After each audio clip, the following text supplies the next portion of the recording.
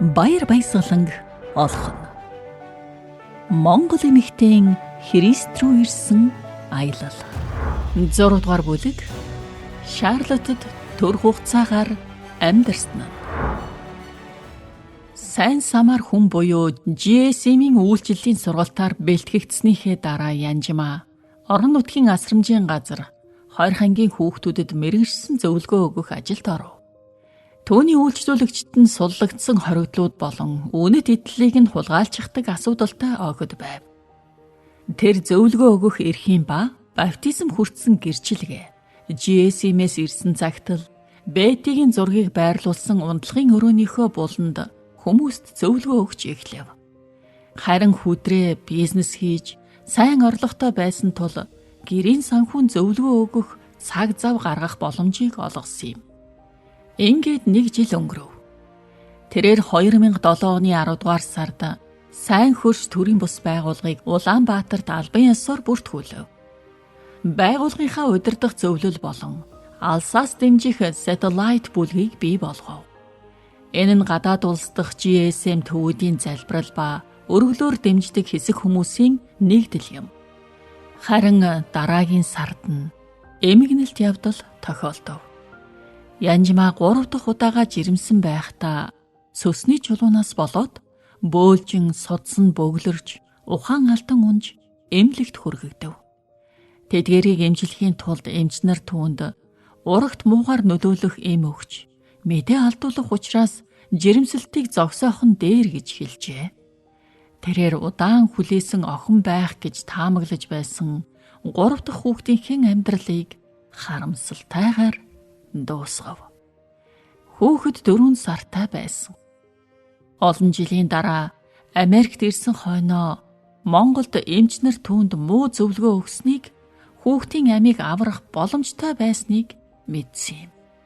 Тэр хагалгааны ширээн дээр сэрхтээ өтрээнд нь гараа хийсэн хагалгааны эмчийг олж харсан нь бүрч муухай зүйл байсан. Энэ нь эрүүл мэндийн шалтгаанаар бишээ гэдгийг тэр мэдэж байсан ч мэдээ алдуулалтанд бүрэн гараагүй учраа хөдөлж чадахгүй байв. Ингээд бүрэн сэргээд өрөөнд байх үед нь хүдрээ ирж орой болтол дэрэгдэн сахиж суув. Хагалгааны эмч эргэж ирэхвээ гэж эмээхтэй нөхрөөсөө үлдэхийг гуйсан ч 2 хүүхдээ асрах ёстой гэд орхиод явсан байна. Түүнийг дөнгөж гарсны дараа нөгөө мис засалж өрөөнд буцаж орж ирээд түүний өмдгийг элж эхлэв. Хэрвээ та хүсвэл бид үргэлжлүүлж болно гэж тэр хэлэв. Хүсээгүй үр хүндэлт хийлгээд удаагүй эсэргүүцэх чадваргүй сул дорой байхад нь энэ гажир түүн рүү ойртно гэд байгаад итгэж чадахгүй байв. Тэрээр эмчийг гаргаж чадсан ч өөрийгөө буруутай мэдэрч ямар нэгэн байдлаар хүчирхийллийн шалтгаан болцохоогүй байгаа даа гэж бодож байлаа. Хүдрээ болсон үйл явдлыг мэдээд ихэд уурлав. Тэгтэл 2008 оны хавар нэгэн зочин ирлээ. Тэр бол пастор нөхрөөсөө салаад удаагүй GSM-ийн зөвлөх Жюли Лервик байв. Жюли зөвлөгөө өгөх чиглэлээр магистрийн зэрэгтэй. Алстаа докторийн зэрэг хамгаална гэж найдаж байлаа. Бүсгүй сэтгэл тавгүй байгаагаа хэлэхэд Бети түүнийг Улаанбаатарт Янжмаагийн очихыг зааварлжээ. Ингээд Жюли нисэн ирж 1 сарын турш зөвлөгөө өгөх, дадлаг хийх, хотоор аялах, тэрч байтугай марафонд гүйхээр Монголд ирэв. Энэ үед Янжмаа Америк руу буцнаа гэж найдаж байлаа. Чапел Хилл дэх Хойд Каролинагийн их сургууль өргөдлийг нь хүлээн авч зөвшөөрсөн боловч тэтгэлгийн мөнгө санал болгосонгүй. Дараа нь түүнд Шарлотт дэх Хойд Каролинагийн их сургууль руу явахыг зөвшөөрвөл бүрэн тэтгэлэг сургуулиас олгож болох юм а гэжээ. Янжмаа Шарлоттын талаар сайн мэдэхгүй ч тэтгэлэг бол тэтгэлэг юм. Энэ нь 2008 оны 5 дугаар сард Жюлигийн айлчлалын үеэр болсон байна. Янжмаагийн виз 2-7 хоногийн дотор батлагдсан нь Жюлигийн гайхширлыг төрүүлв. Тэрээр яагаад монгол хүн сургалтын төлбөр төлөхгүйгээр тэтгэлэгт хамрагдан харин Америк хүн байж өөрөө тэгж суралцах боломжгүй юм бол гэж гайхсан байна. Үнэн дээр бол Янжмаагийн математикийн ур чадвар Кайстад байхдаа авсан зэргийн шалгалтын оноо нь маш өндөр байсан нь түүнийг хүлээж авахд хүргэсэн юм. Ингээд хүдрээ тэр хоёр машинаа зарж 4 ам бүлтэй айлын онгоцны тасалбарын үнийг төлжээ. Даш 5, хаш 2 настай. Дээр нь Янжима дахин жирэмсэн болсон байлаа. Тэд 8 дугаар сард Шарлотт хотод ирэв. Тэр хотод Америк хүнтэй гэрэлсэн хүдрээгийн эмэгтэй дүү амьдарч байсан юм. Тэдний байшингийн нэг өрөөнд ам бүлээрээ оров. Дараа нь 2 өрөө байр олсон боловч ямар ч тавилгагүй байв. Энэ хооронд Бэти GSM-ийн хойд Каролинод байдаг нэг эмэгтэйд Янжимаг Монголоос ирж байгаа талаар дуулгахад тэр нь санамсаргүйгээр нэг хүнд хэлсэн нь Алан Линд Холн байлаа.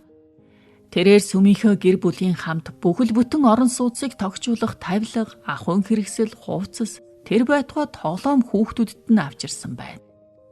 Аалны өвөө нь Шведээс Монголд очсон илгээлтийн эзэн байжээ. Аав нь тэнд төрсөн. Монголд 1930-аад оны үед сайн мэдээ ярьж байсан хүмүүс байв. Гайхширсан Янжима залбирч, "Бурхан минь, та яагаад ингэж байгаа юм бэ?" гэж талархаад, "Чи Бурханы төлөө бага зүйл хийх юм бол тэр чамайг маш их шагнадаг. Харин чи хизээж хэцүү байснаа мартаж болохгүй" гэж бодов. Шарлоттод өнгөрүүлсэн 4 жил тэдний амьдралыг өөрчилсөн юм. Тэд Сэмс клуб гэдэг бөөний худалдааны дэлгүүрт зочлохдоо элбэг байдалд нь итгэж чадахгүй байв. Америкийн огтж биднээс илүүг иддэг юм байна гэж тэд боджээ. Нохооны хоолны төрөл үнийг хараад гайхсан юм. Эхэндээ бүх Америкчууд тэдэнд баян мэд санагдаж байв. Харамсалтай нь Даш англиар сайн ярьдаггүйгээсээ болж дээрлэхүүлж байсан ч тэр твцсэн юм. 2009 оны 3 дугаар сарын 12-нд тэдний 3 дахь хүү Баяр нэм Дэн мэндэлжээ. Энэ удаад хосууд нэр өгөхдөө хамтдаа ярилцсан Янжимад Солонгост байхад нь тусалж байсан ээлдэг Америк профессорын нэрийг хүүгийн нэрний нэг хэсэг болгон сонгосон байна. Оюутны эрүүл мэндийн даатгалд нь түүнийг тодорхой хугацааны дотор төрсөн тохиолдолд зардлыг даана гэсэн тул Янжима жирэмсэн болсноос хойш 7 сарын дараа тэдэнд төрөх өдрийг нь буюу 3 дугаар сарын 12-ыг өгсөн байв. Мэдээж Дэн гайхамшигэр яг цагтаа төрсөн. Харин Дэн том болж өсөх тусмаа аавынхаа нэгэн адил дислекси буюу суралцах бэрхшээлтэй болох нь илэрч мөн өвдөлтийн зарим мэдрэгч түүний биед ажиллахгүй байлаа. Тэрээр хожуу хэлд орж удаан хугацааны дараа л ээж аав алим гэсэн 3 үг хэлж чаддаг байв. Тэр үгсийг андуурч ээжигээ аав, аавыгаа ээж гэж дууддаг. Тэр маш мэдрэмтгий хүүхэд учраас урьдчилан төлөвлөх гэх мэт үүсгэх чиг үүрэг түүнд хэцүү байв. Тухайн үед бас Дашнамын нүдний хараа маш муу байсан тул Янжима залбирч байв. Аав нь Монголд үйлчлэлээр ирж байсан нүдний эмч. Өөрөө бас Харвардыг төгссөн нүдний эмч эмэгтэй тэдэнд харааны хямдхан шил олоход тусалж нүдний наалд ашиглаж эмчилгээ хийснээр Дашнамын хараа хурдан сайжирсан байна. Харин мөнгөний гачигдалтай Янжимагийн тэтгэлэг бага байсан тул 5 хүнтэй гэр бүлийнхээ хоолнд хүрэлцэхүйц мөнгө хүсэж өдөр бүр залбирдаг байв. Тэдний шин сүм болох Грейс Харрисбург хэмээх шинжлэгдсэн пресбитериан чуулган тэдэнд туслахын тулд чадах бүхнээ хийсэн. Тэр жилийн 11-р сарын 25-нд буюу хүдрээгийн төрсөн өдөр пастор нь хаалгыг нь тогшив. Тэр өмнө нь нэг удаа ирэхдээ тэдний сэрэг тавилгууд болон хоосон хөргөгчийг анзаарсан бололтой. Ихэвчлэн мах талхаар хоололдог тухайгаа тэд хэндэж хэлээгүй байв. Харин хүдрээгийн төрсөн өдөрт зориулан Сэмс клубын пицца идэхэр болсон байлаа.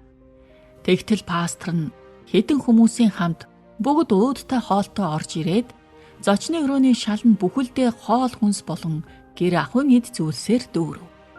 Тэд анх 2 өрөө орон сууцнд байсан боловч Дэн нэмэгдсэн нь тус мужийн орон сууцны журмыг зөрчихөд хүргэсэн тул илүү олон өрөөтэй байр руу нүүх шаардлагатай болов.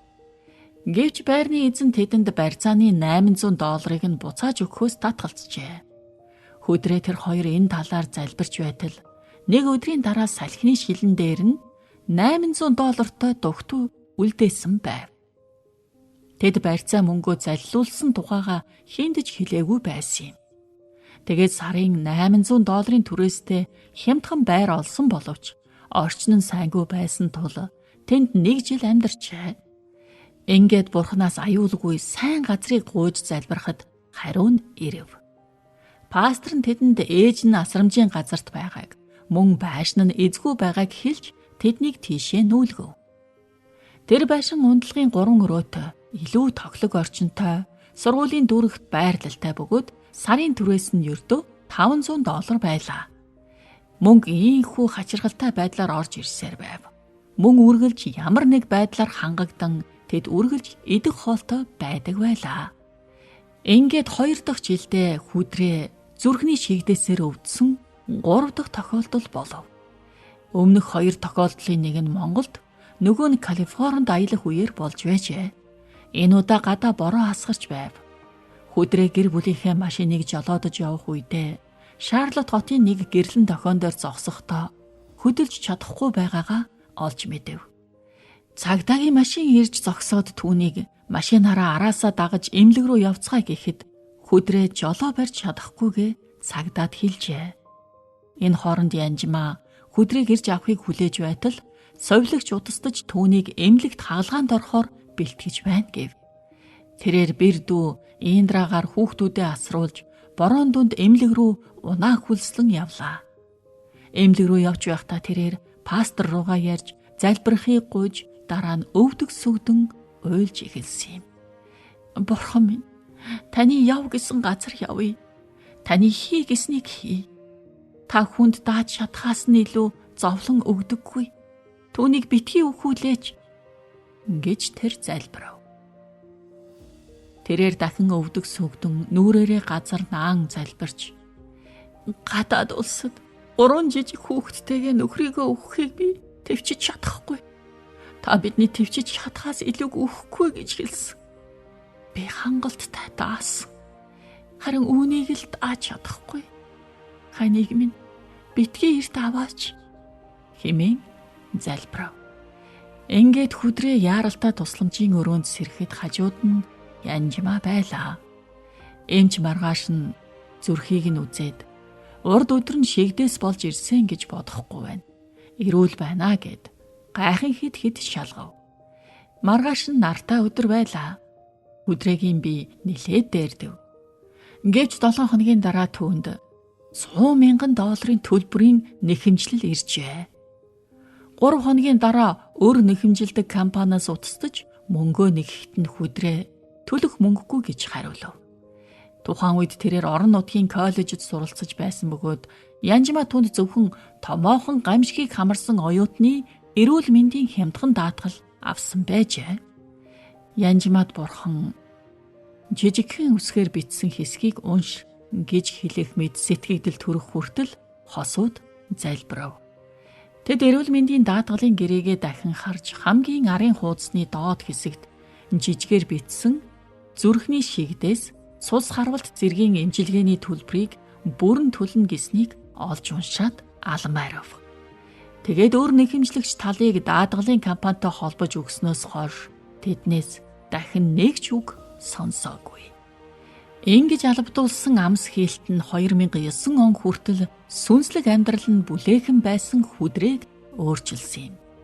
Тэрээр эмнэлэгт Бурхантай уулзжээ. Бурхан түүнд бос яв гэж хэлэв. Эмнэлгээс гарч ирэхдээ тэрээр маш их өөрчлөгдсөн байв. Дислекситэй тул шаргуу хичээдэг тэрээр Христ итгэлийн номууд уншиж эхэлжээ. Эмнэлгийн төлбөр төлөгдсөн гайхамшиг түүний итгэлийг илүү сайжруулж, хөдөөгийн монголчуудад хээр мал маллахаас өөр сайхан амьдрах арга барилыг бий болгоход нь туслах алсын хараатай болгов. Тэрээр Бурхан үндэснийг өөрчилдөг тухай уншиж байсан бөгөөд 100 гаруй жилийн турш Солонгосыг Христ итгэлд оруулсан явдал түүнд онцгой сэтгэгдэл төрүүлсэн юм.